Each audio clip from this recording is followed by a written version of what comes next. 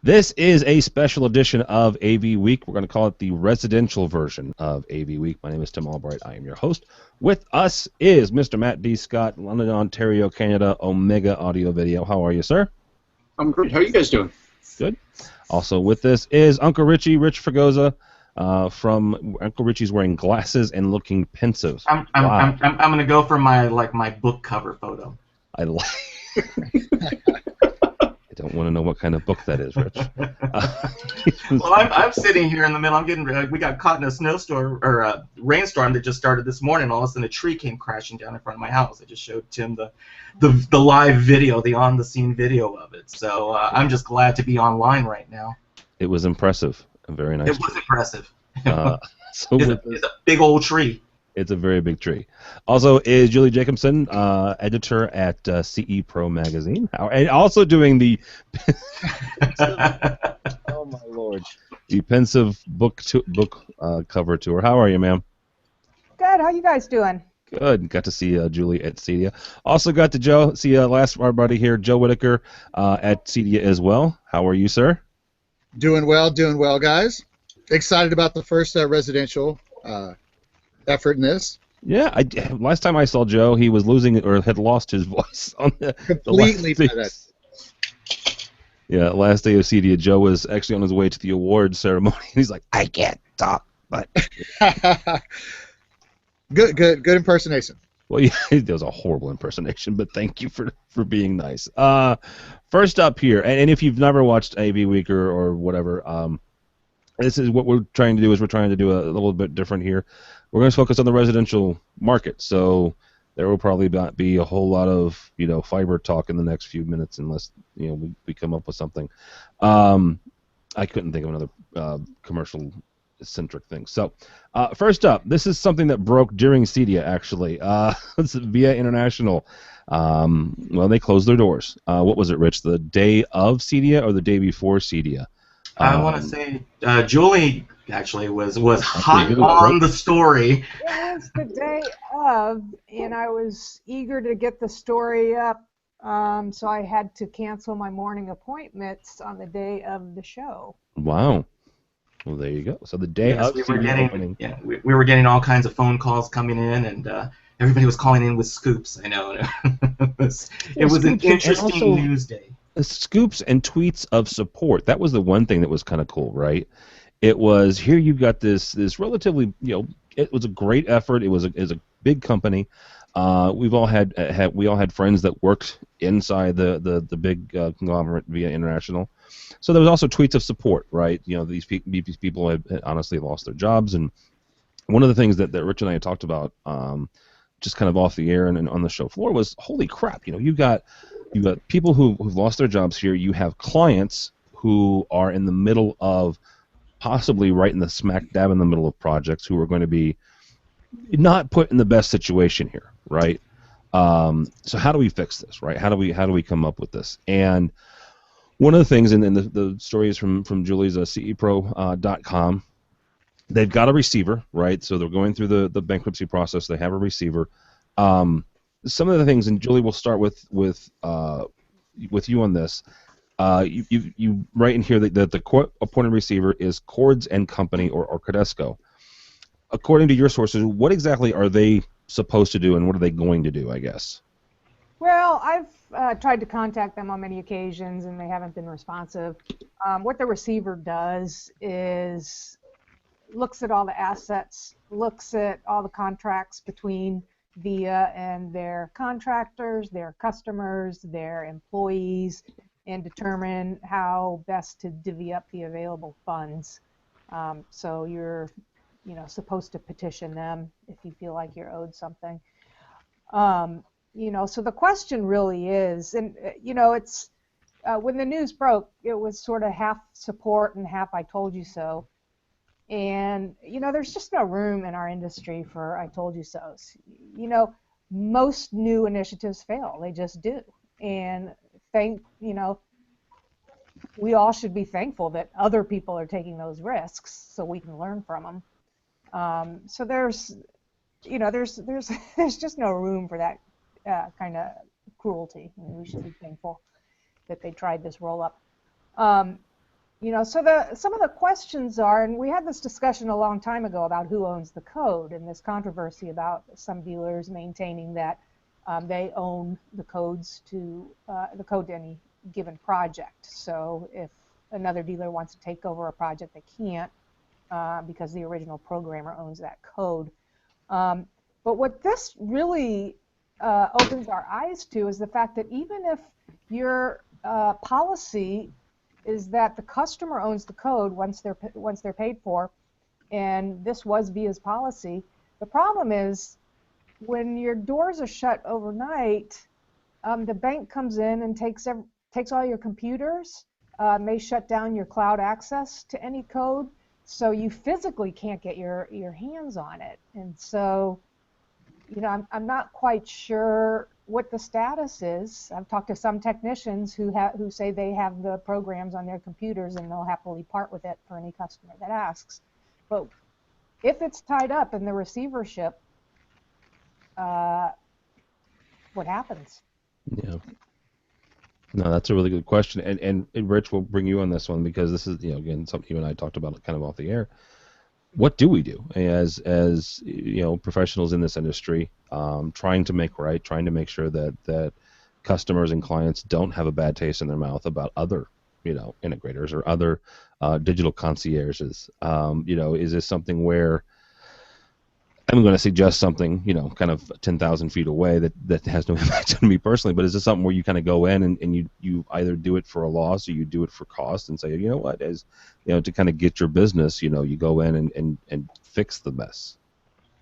Well, this happened at our largest industry conference, and I think Joe will agree that, and we all would agree that what happened isn't good for the industry in general. It's the residential integrator doesn't always have the best reputation going in the first place, and so when something like this comes up, like Julie was saying, there's really no room right now from a kind of a triage standpoint of the industry to say, I told you so, I knew that they were going to go down, because it's still going to affect you because you are still in this industry.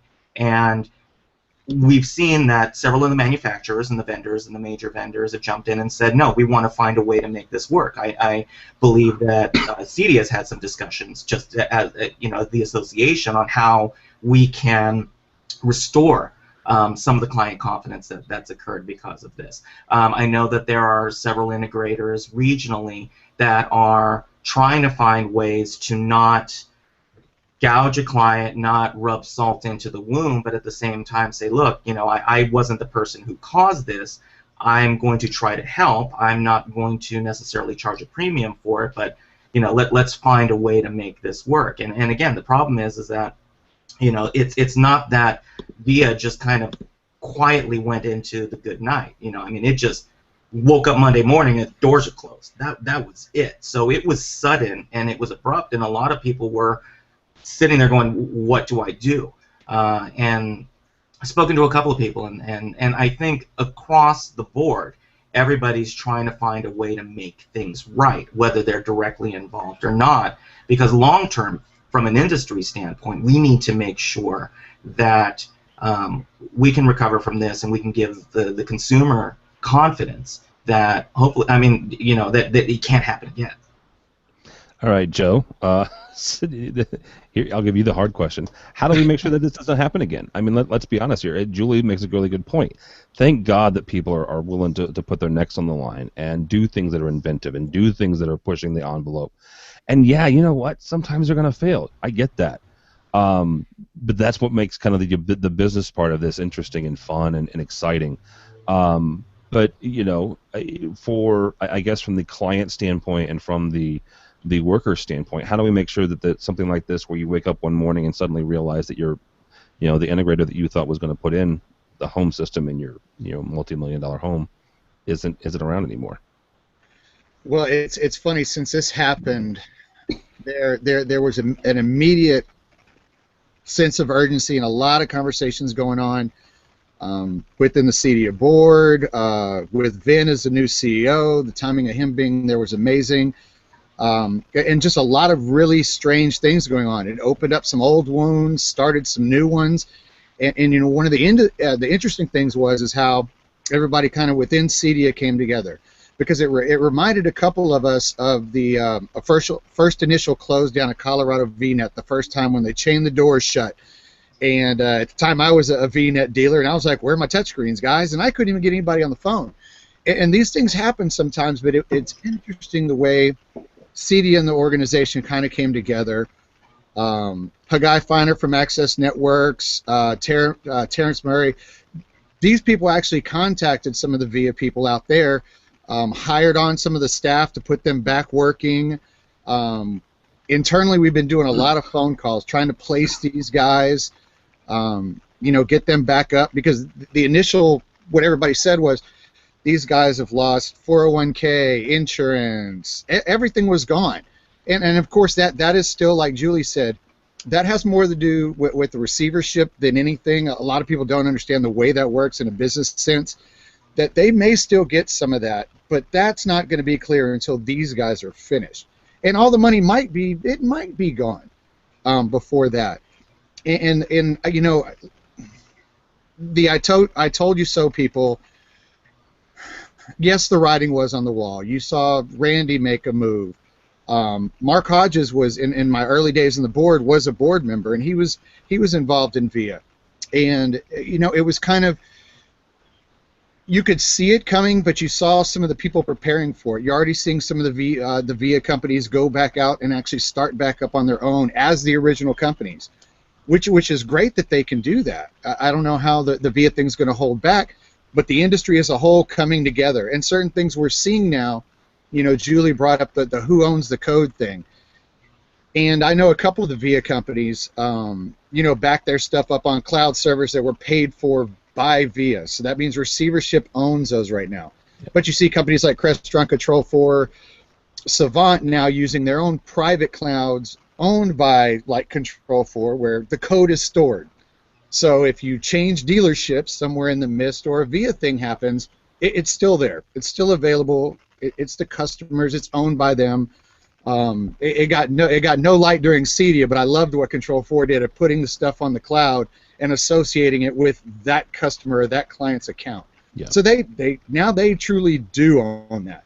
But the industry coming together as a whole, I think, is probably one of the most important things I've seen, because VIA was so big, it influenced so many people, so many projects, so many employees, so much money for people like Julie to put the word out there, Haggai and Terrence and Vin, you know, pulling things together to try to help these people, because it was huge. It was a blow, letting everybody know that, you know, you can't be Best Buy and Magnolia. Yeah. You know, when we're these integration companies and we're ingrained in people's lives, more so than a plumber and electrician. So at the end of the day, everybody is hurt by it. But all these people are coming together to try to remedy the situation. Yeah, absolutely.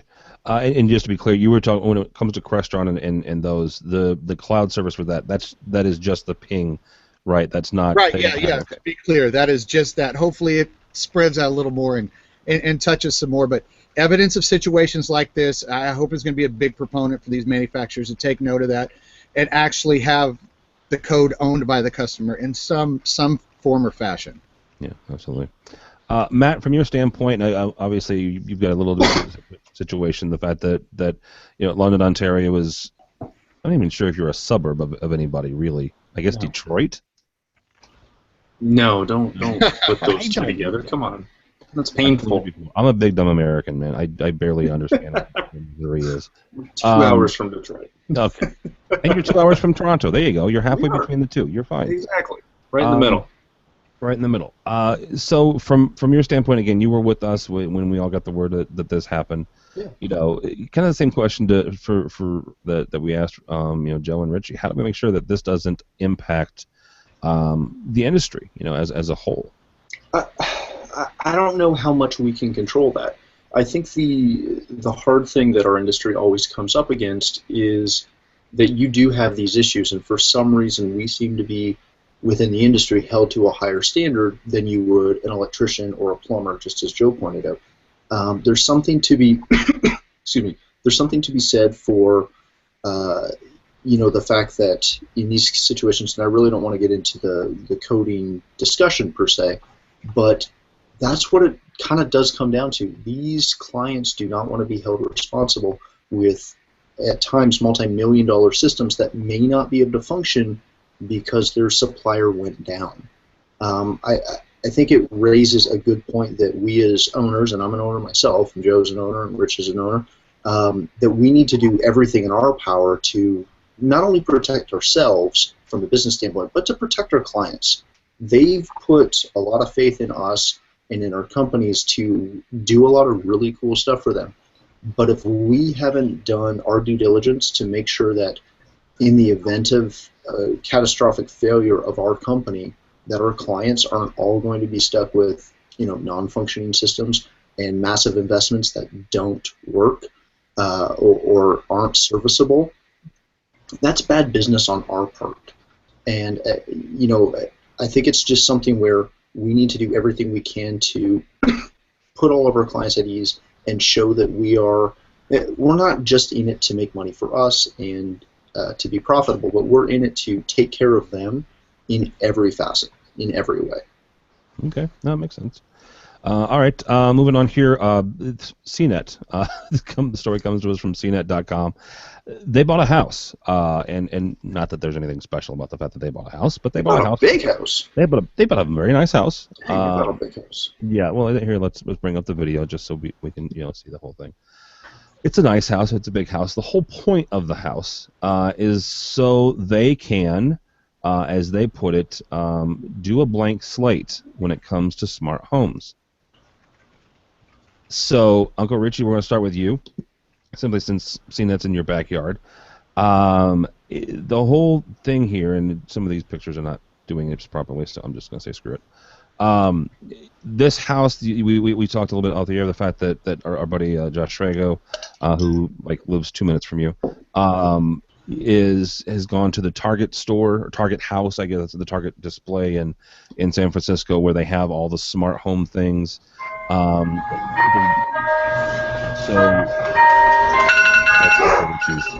yeah, going nuts. So where are we at when it comes to the quote unquote the smart home thing? Sorry, of course That's all right. Of course, this is when the public works shows up and the dog starts barking. Again, I'm a huge fan of it. I think that anything that increases exposure is going to help. And I constantly talk to Len Blue in the face about it, but I think that IoT is starting to hit. They're starting to hit the beachfronts at this point. And I think that the big problem that we have still from the CI market is that we constantly are trying to stick with what we got for whatever reason that we justify it. And we aren't necessarily embracing the larger markets. And I think things that CNET jumping in on it, I think that Target jumping in on it, I think these companies jumping in on it, it's the rising tide raises all ships. I truly believe in that there's going to be opportunities there that weren't there before when we are trying to push it solely from our side. Is there going to be issues with education and confusion and the consumer? I think we were off air, and that was one of the things that we'd mentioned was the consumer confusion that's going to occur initially, and that's just because it's being overwhelmed with all of these different products coming in. I think that's a reason why the CI market is going to grow from it, because we are going to need more people who are technologists, not necessarily AV guys, not necessarily video guys, not necessarily touch panel to control guys, but true technologists who are coming in and saying, I'm here to guide you through this process. There's value for it. There's a value-add proposition, but it's going to cause completely different business models from what we've seen over the past 25 years. All right, Matt. So here's something that not a whole lot of people know about Matt. Matt is a regular guest on a local Canadian radio station as their technologist, basically, trying to explain everything from why BlackBerry still sucks and is a horrible thing, to... Do you have radio in Canada? They have one radio station. You wind it up though. They wind it up. It's like the old phones. It's WCAN. W because it's most of Canada is east of the Mississippi. That's a bad radio joke. Anyhow, Yeah, it's really bad. But good try. Yeah, good try. So anyhow, as you're explaining this to the people interviewing you and over the airways, but also to your clients and customers, how do you do exactly what Rich was talking about, and that's educating folks when they're going to Best Buy and Target and seeing all these things? Well, we don't have Target anymore because of some bad business decisions by them. But notwithstanding, it's really become a large part of our business. And we used to be in that moment where you'd walk in, you meet with a client, and you'd instantly start talking TVs and sound. And that was, kind of where it started and a lot of times where it ended. Now it's becoming more of a all-encompassing conversation about how they use technology in general.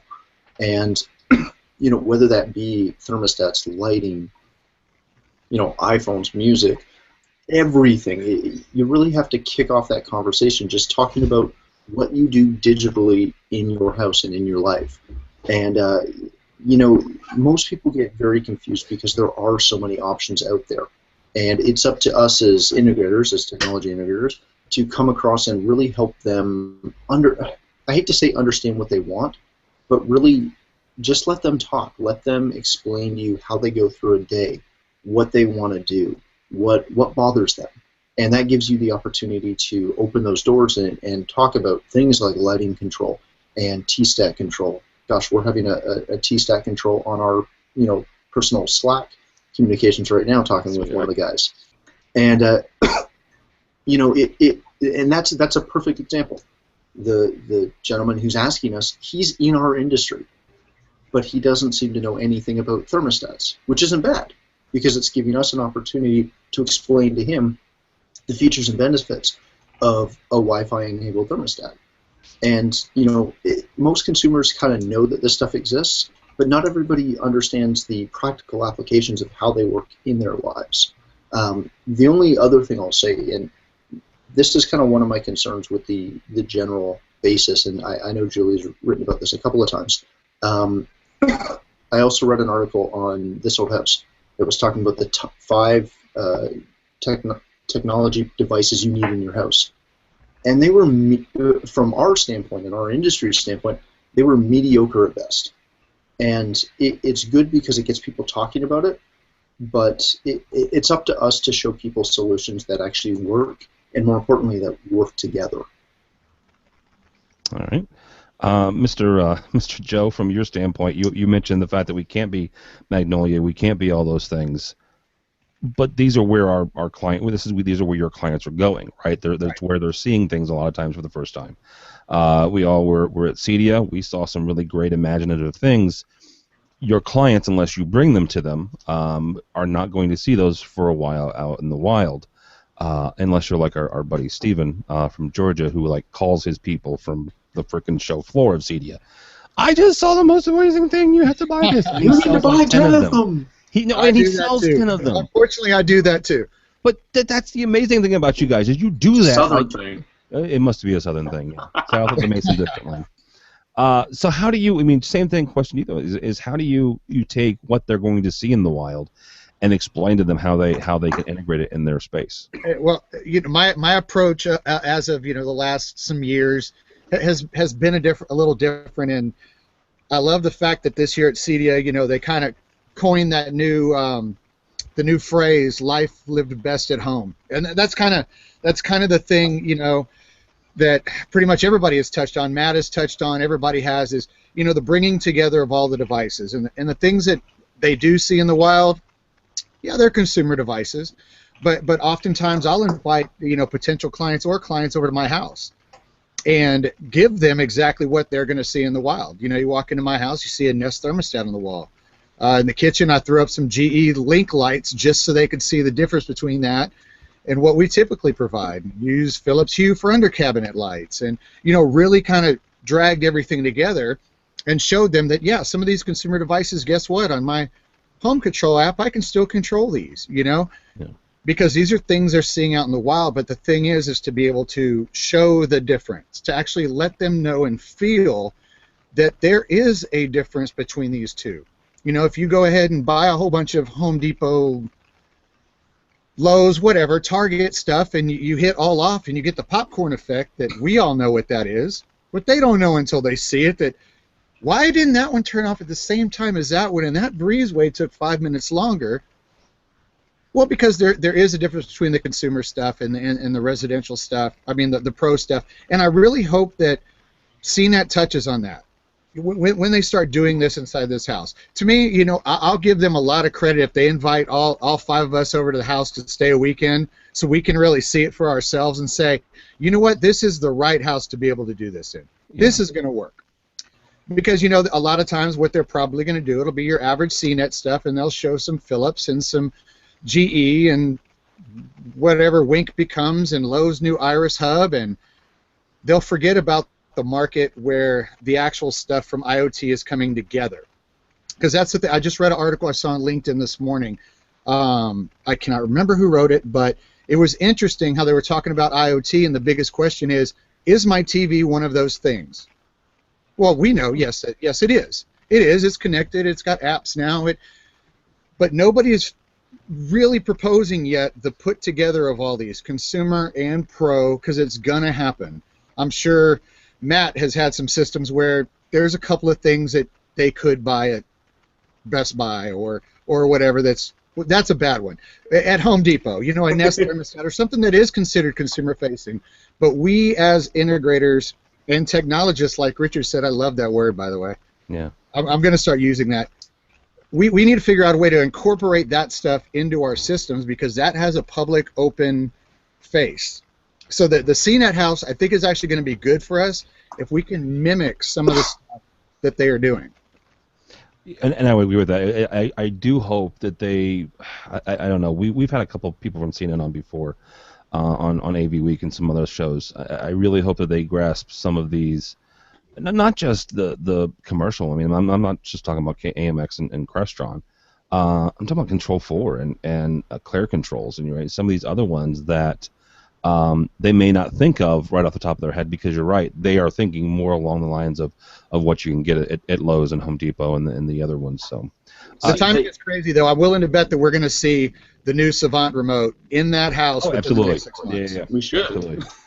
And yeah, Matt's right. We should see it there, right? And that's the whole thing that so often these major publications seem to forget is that yes, you know, show us Philip Hughes, show us all of that stuff, but also keep in mind that there is a whole level of products available on the market from integrators and not from integrators. Heck, there's stuff you can buy on Amazon that is good quality stuff that it's designed to work with everything. And so often they forget these things in these situations, and it at times can give our industry a bit of a, not a black eye per se, but make it look like we're not all there.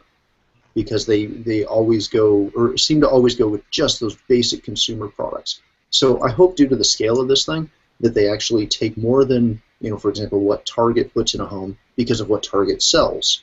I hope they go over and above and show both sides of that. Well, let me ask this, and this is not just to Matt, but to all of you guys. Is it more consumer, because we've used the different terms, and I want to kind of clarify them. Is it more we're talking about the differences between consumer residential and pro, or are we talking more consumer residential versus DIY? Right. And that's the key. Is there's a difference between DIY and say integrator level. Mm-hmm. And you can still have integrator level that is consumer programmable or something like that. For example, Nest, it works out of the box with its own system. It will connect to some of the other products, but it can also be integrated into Control 4, RTI, Crestron, whatever, what have you. It's the DIY stuff that sometimes limits things. I remember seeing an article in, I think it was one of the major public pubs, maybe Wall Street Journal, and it was talking about how remotes still don't work. And the most expensive remote they quoted, and I think Julie had a post on this on CE Pro, the most expensive remote they reviewed was $200. And that was they had this large article and just talked about how the industry still doesn't work. And everybody who is involved in the industry read it and said, well, that's ridiculous. You don't have to spend, 20 grand. You can spend a couple $100 and get something that functions. But no, limiting yourself to $200 makes it tough. Well, yeah. I would offer a counterpoint to that, in that the problem isn't necessarily those major publications. The problem is us, because our vendors necessarily aren't. Now, I think it's changing. I think the tide is changing. I think Savant is a perfect example. Savant has looked at a bubble up marketing approach, which is, rather than saying, yeah, we know our stuff used to cost $10,000 10 years ago, and then it was $5,000, but look, this year it's only $1,000.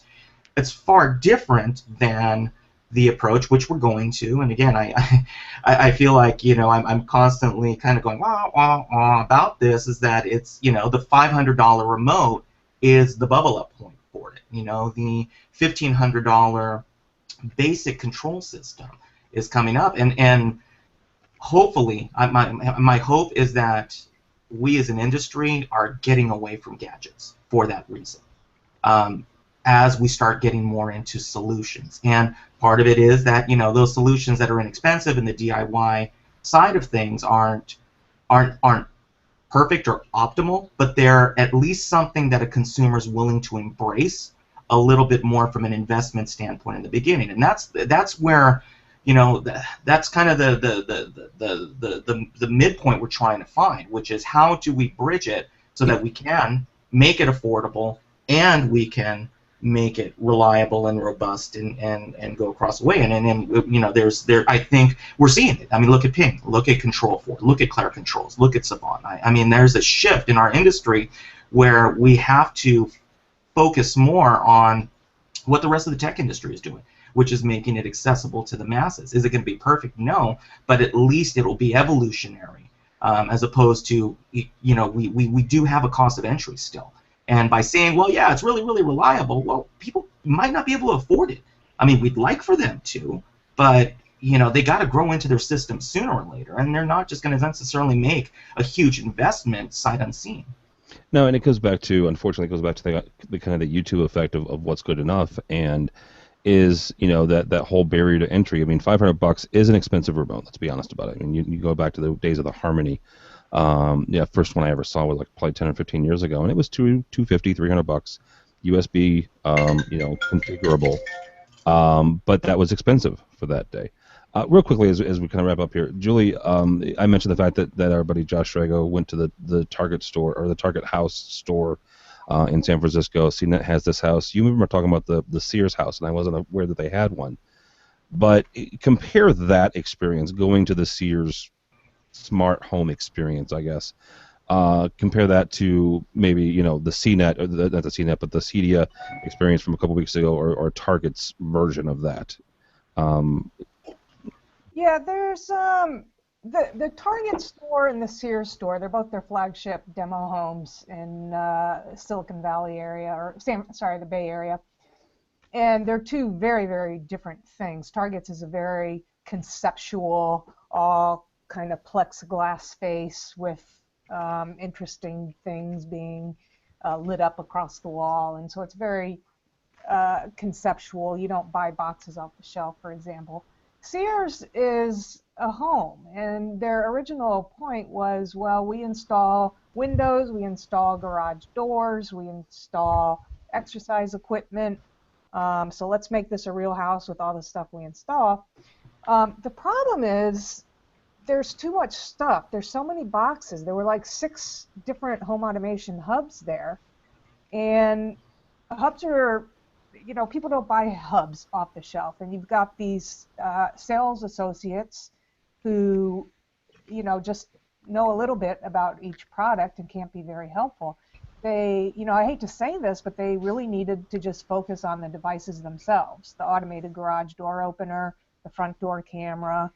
I approached it like a regular consumer, and if I would have gone into a space that just had a neat front door camera doorbell thing, I might have bought it off the spot. But then you go inside, and there's their hub, and this links to that, and that doesn't work with that, and this does. Made me just want to go home and, I'll go home and think about it with my spouse and digest all this information. It was too much information. They want to sell stuff right then and there, and it was just too overwhelming. Yeah. for consumers. It sounds more like they were trying to use it as a sales piece rather than, hey, here's something cool next time you walk into Sears. Well, they did that too, but it just became so overwhelming with too many options and little robotics and this and that. It lost its focus. I mean, they put a lot of effort into it, and there's some neat scenarios that you can walk through. The automatic closing of the garage door at the end of the day when you go to bed. So there's some interesting scenarios, but then it just gets too overwhelming. All right. As we wrap up here, guys, real quickly, Planar released, my favorite topic is OLED just in general. They have a see-through OLED. Does this make any sense for homes at all in any way, shape, or form? Windows. Oh, Windows. I mean, I saw the Samsung version. Well, we saw it 3 years ago at CES. Yeah. JJ? I want to say it was around 3 years ago that they did the first version, which was going to be for kind of like retail point of sale, like for jewelry boxes or display cases and stuff. And when I saw that, and I saw the applications, there is always, and again, when you're talking about, initially it's going to be for bespoke systems, but you're constantly dealing with the aesthetics of a home. You're constantly dealing with design elements, and just because we're really, really into gadgetry doesn't mean that the rest of the general populace is. But if there's a way to provide the technological perks without making your house look like a stereo store, or this Sears house, or anything like that, where you're sitting there going, holy cow, look at all your technology. You're going, wow, this is cool. This is functional. This is a way that, we can use the technology to augment what's going on in our house, to make it more attractive, to streamline things. And so, when I saw it and I read it, I was like, sweet, okay, there's some cool stuff that could be done with this. But even beyond just the entertainment side, just the informational side of your home, and being able to bring things up, like we've been doing it for years with the custom control technology, where we basically have a heads-up display for your house. And if you're looking at all of your critical systems, your energy consumption, your water consumption, weather, email, any of these things, I view it as, these are ways that you can bridge all of these things together and not have, 5 pieces sitting out there trying to do the job. Yeah, absolutely. All right, guys, that is going to do it for this edition of our residential show, at least the pilot episode. With us has been Mr. Joe Whitaker. Thank you, sir. Thank you, guys. How can people get a hold of you if they're interested? Check out Joe_Tech_Guru. Sometime I will change that on Twitter. Also, thethoughtfulhome.com. And also check out Cedia. Yep, absolutely. Cedia.org. Also with us is Julie Jacobson from CE Pro. Thank you, ma'am. Thank you for having me. Absolutely. And if somebody wants to get a hold of you or CE Pro, how do they do so? CEPro.com. I'm on Twitter at Julie Jacobson. CE Pro is CE_Pro. And we love to hear from you. All right, absolutely. Mr. Matt D. Scott from Omega Audio Video. Absolutely. How can people get a hold of you? You can find me on Twitter at Matt D. Scott, or pretty much anywhere using that. Matt D. Scott, or Omega Audio Video. You are pretty easy to find, scarily so. And last but not least, Mr. Richard Fagoza. Thank you, sir. Where did it go again? There it is. If you're watching the video, at R. Fagoza. Yes, yeah, this is really good radio. At R. Fagoza on Twitter. You can also find me occasionally at CE Pro, working for my boss, Julie Jacobson. Yes. His kiss comes from Jules. And let's see, the Facebooks, also here at AV Nation at times. You can see when you want to find out about who owns the source code, you might be able to check us on A State of Control, talking about that. We have spoken about that a couple times. That is once or twice. Once or twice. I actually got into it today with Mark Coxon and Brock McGinnis about that very subject. So the coolest name in AV. Brock McGinnis or Mark Coxon? Brock, yeah. Asking, I mentioned two people. My name is Tim Albright. Don't follow me, but go by the website. Matt D. Scott spent an awful lot of time making it pretty, so give him some props there. AVNation.tv, AVNation.tv. You will find this program, and hopefully you'll find it again as we kind of work out the kinks of it, and many others. Rich mentioned our monthly show, State of Control. We look at control automation. We have one that focuses on the technology manager side of things, live staging and events, media, social media and marketing, all sorts. And we also have our weekly commercial and pro side of AVWeek. So AVNation.tv, AVNation.tv. Thanks so much for listening. Thanks so much for watching. This has been a special edition of AVWeek.